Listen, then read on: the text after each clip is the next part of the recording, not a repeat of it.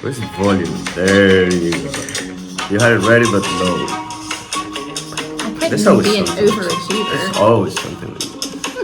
Welcome, Allison. Hello, Carlos. So this is episode 19. Yes. Man, we're almost getting ready for our 20th episode. What are we going to do for the 20th episode? It's got to be something special. It's got to be amazing. But let's talk about 19 that we Yes. have it on, okay? So we're going to talk about Golf. And we have a good guest. A good guest. We have Chase Butler on. He's with the George Bryan Golf Academy. I've known Chase for years. Mm-hmm. He has... How do you meet him? Well, his oldest daughter and my middle daughter are the same age. And then his wife owns Southern Stitches. Mm-hmm. She's one of the owners there. But we ultimately met years ago. We went to the same church. Any of your daughters play golf? No, but I'm going to make them. Yeah. I know that sounds mean, but... Well, it sounds mean. Sometimes you have to... I'm going to make them try it at least. Let's put it that way. Because let me tell you, sometimes you have to force your kids to do stuff that they don't like. I mean, that's part of life, right? At least try things. I mean, I have to record a podcast when I don't want to, you know. No, but honestly, you know, like... I remember when I was a kid, my mom had this infatuation on trying to teach me to play a musical instrument. And Allison, it was awful. Which one? Oh, all of them. I mean, she tried to make me play guitar. There's one that's called mandola, that is like a mandolin, but it sucks. There's no really music that plays for that. And she just made me do it. And I was never good at it and I hated it, but I think it's part of growing up and it's part of, you know, like I see a lot of parents that, you know, they ask their kids, hey, do you want this or do you want that? And that's fine. You know, I'm not saying that you have to be a complete Hitler on your house, and I'm not perfect, so I'm not here, you know, really giving advice to other parents, but I think that we need to tighten it up a little bit on our kids and, you know, just understand that it's okay to make them do things that they don't want.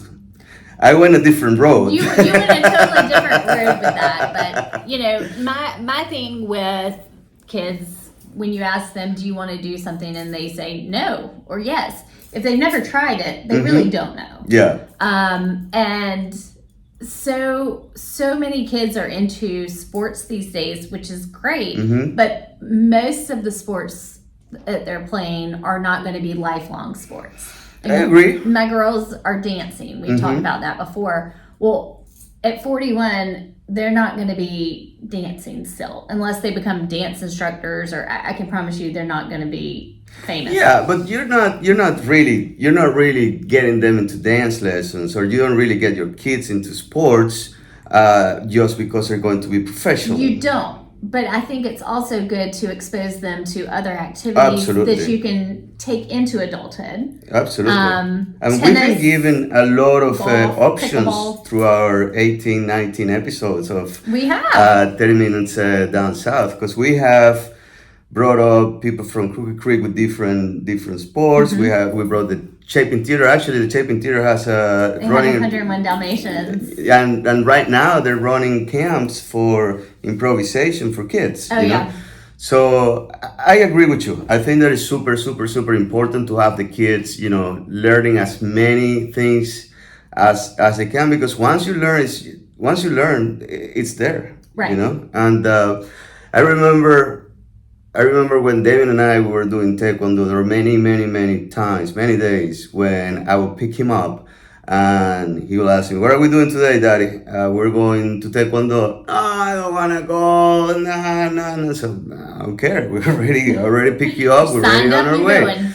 So we went ahead and did it, and I kid you not, 99% of the time, after we were done, he would come out with a big smile on his face and glad we did it. And that behavior kept repeating until at one point I was like, dude, you just understand that you have to do it. Right. You know, you might not feel like it, but you have to do it. And that's a mindset that evolves, that sticks with you. You know, hey, what's the hardest part of going to the gym, Alice? Going. Getting yourself there. Getting dressed Yep. and getting in the car and walking through the door. once you walk through the doors of the gym, I mean, you're committed. You're there. Yeah. You know, you Might have as well do nowhere. it. You have nowhere to go. You know, it's just like, all right, let's suck it up and get it done. You know. So, has Damien played golf before? Yes, he actually did a couple of the Timberlake junior camps. He didn't do the camp this year. Unfortunately, I wanted him to do it, but he's in Safari.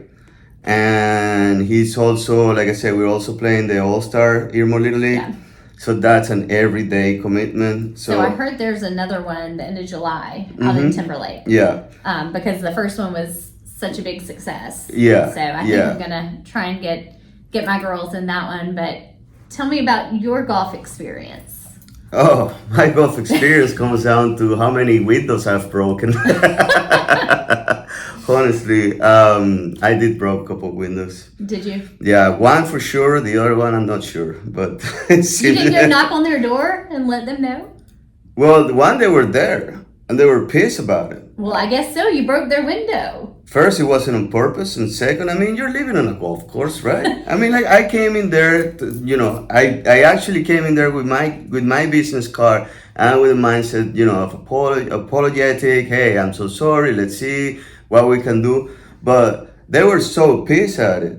I mean, I kid you not, that I was like,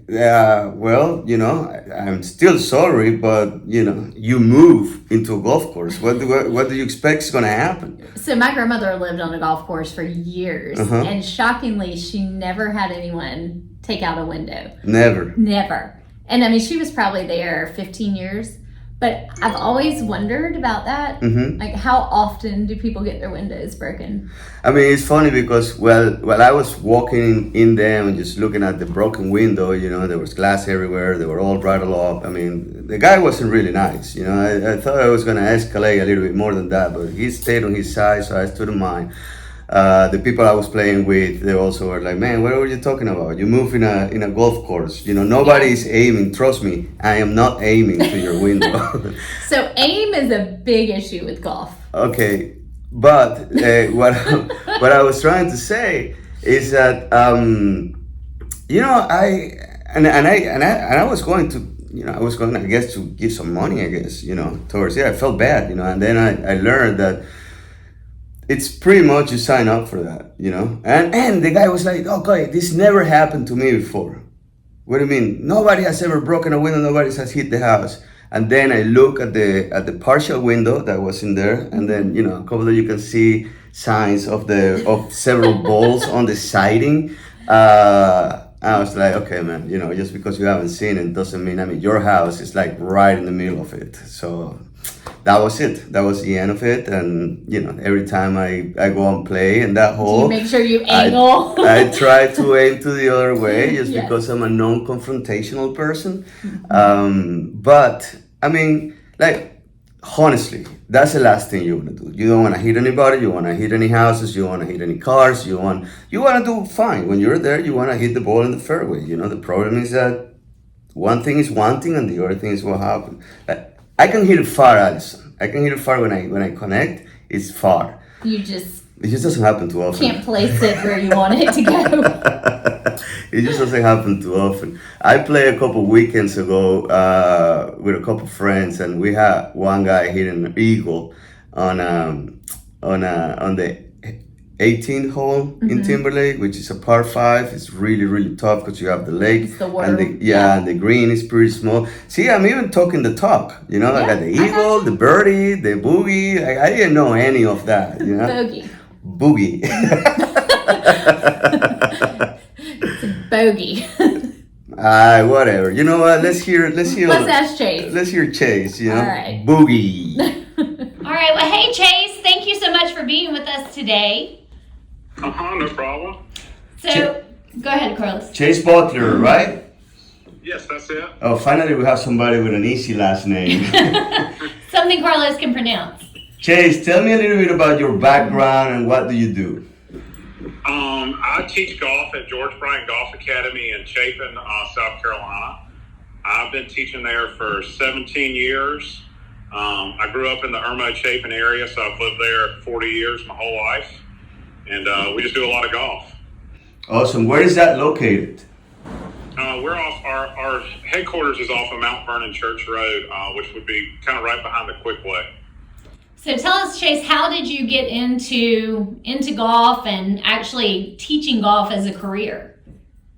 So I grew up playing golf. I started playing when I was 9, and I actually took lessons from George growing up.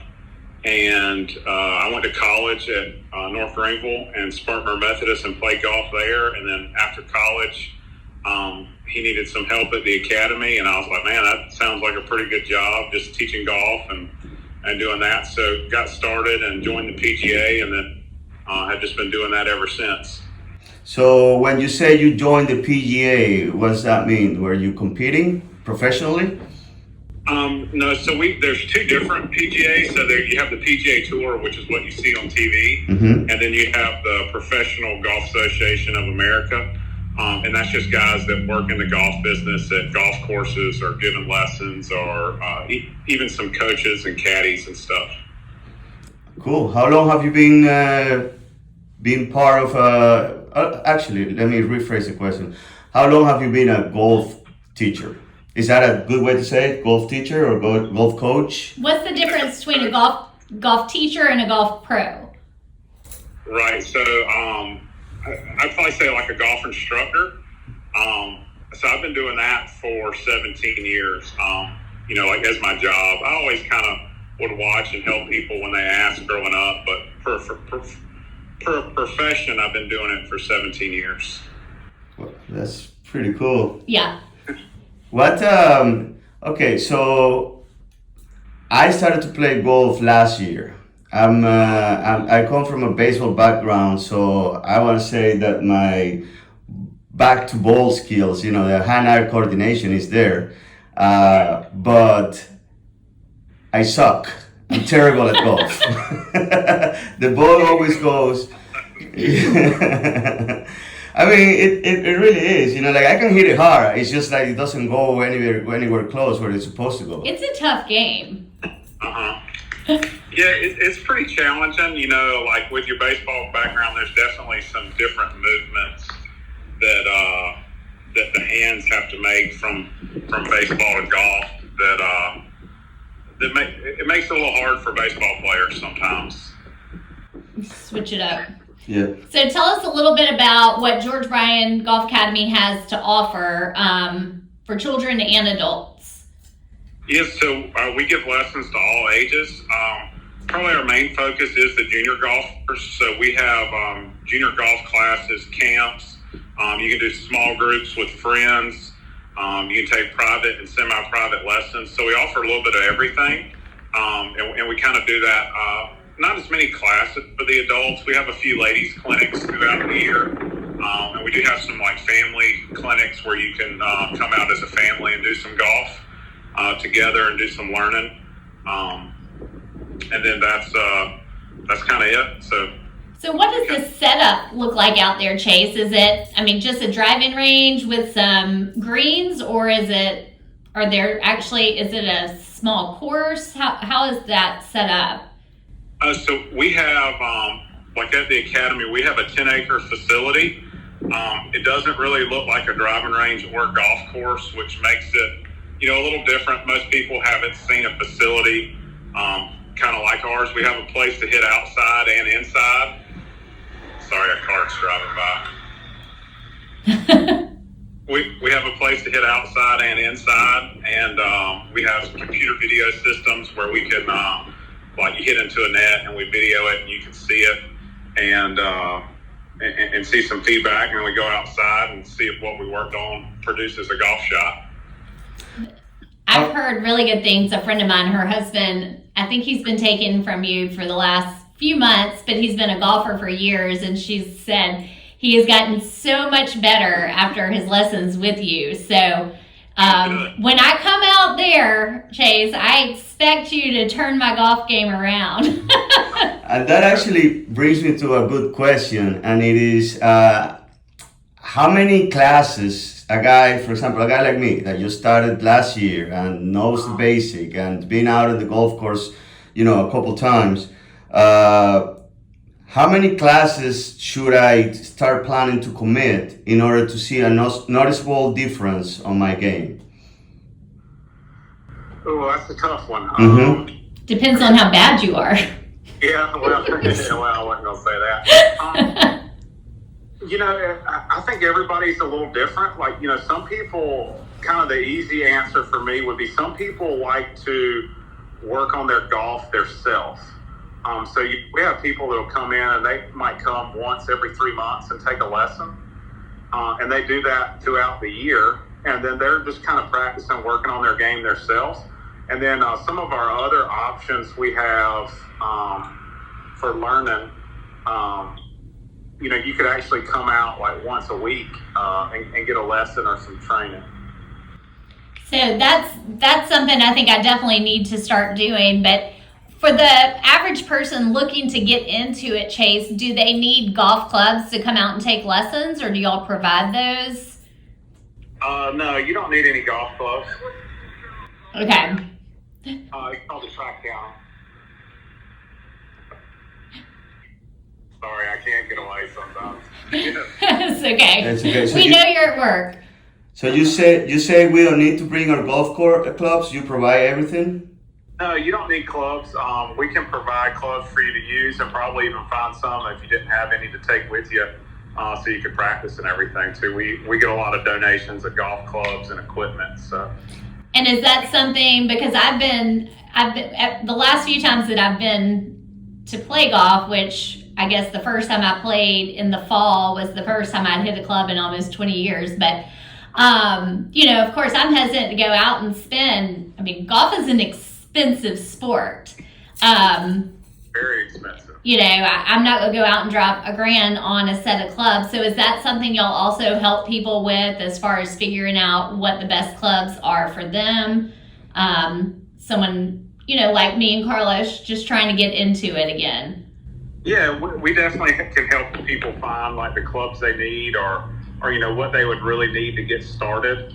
The clubs are important from like a length standpoint and all that. But when you're just starting out, you can get by with a club that's just, that fits okay.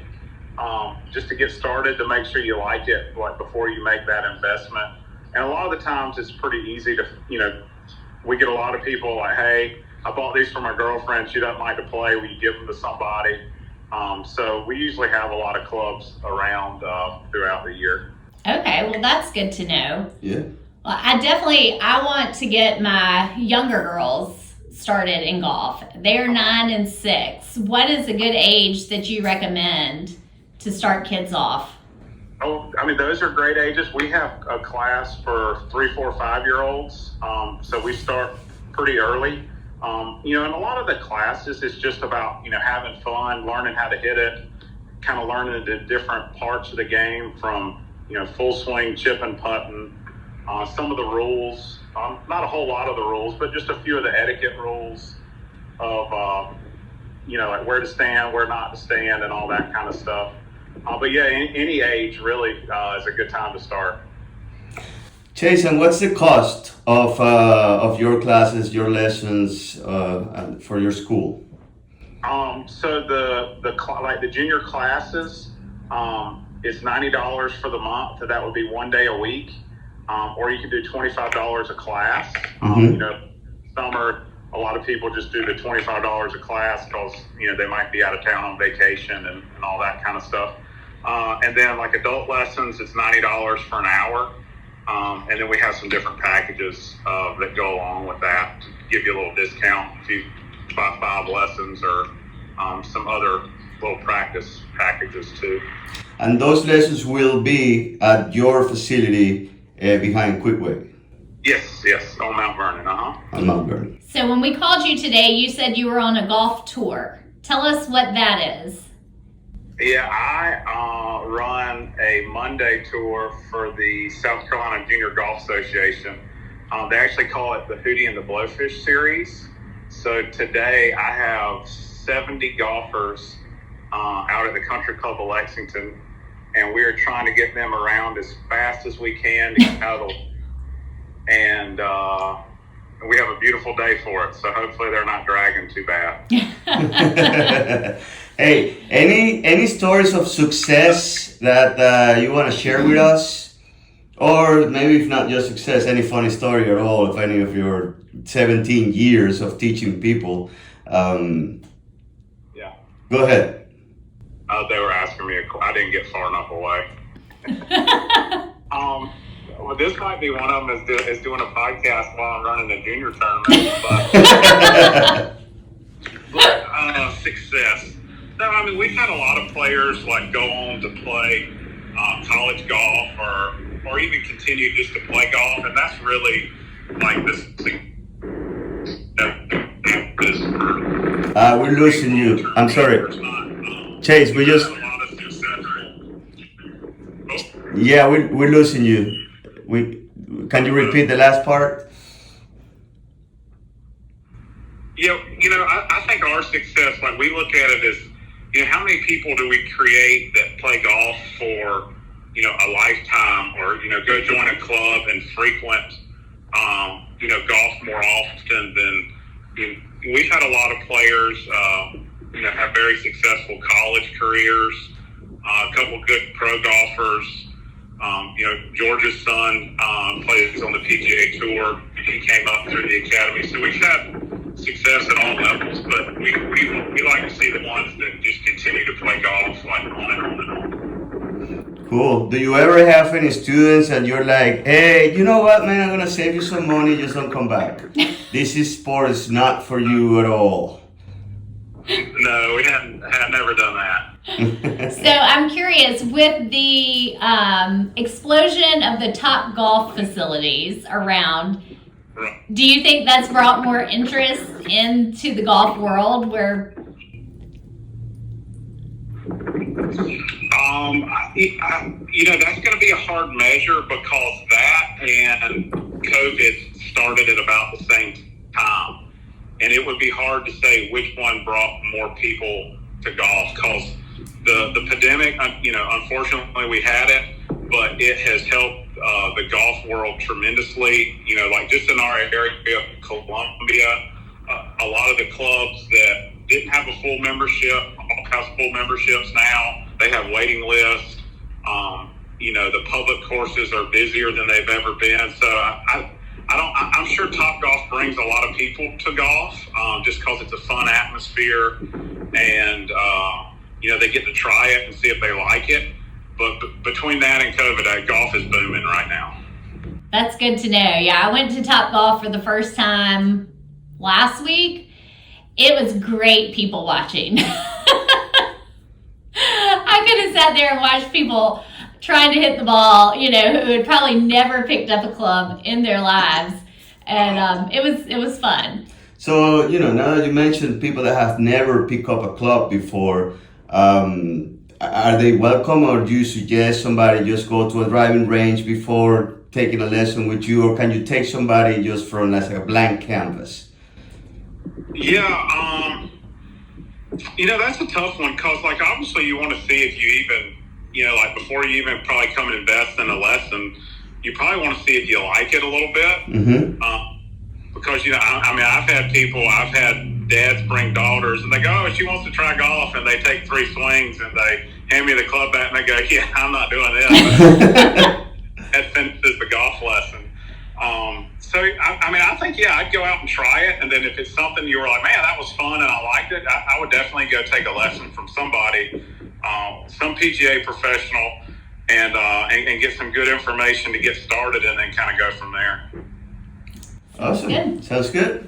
All right. All right. Well, Chase, I know you're busy and you're trying to run that tournament, so we really appreciate you taking the time to chat with us, and hopefully I'll be out there to see you soon and get some good tips.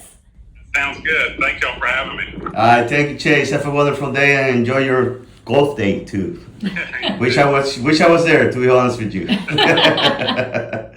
Bye. care. Addison, Carlos. that was a good conversation. It was neat that he was actually out there on the course with the junior golfers today. Makes me want to be there for sure. Actually, it makes me want to see. I've been thinking about taking lessons, to be honest with you. I think you should, because you could save money on taking out people's windows. I can save money on balls lost, that's for sure.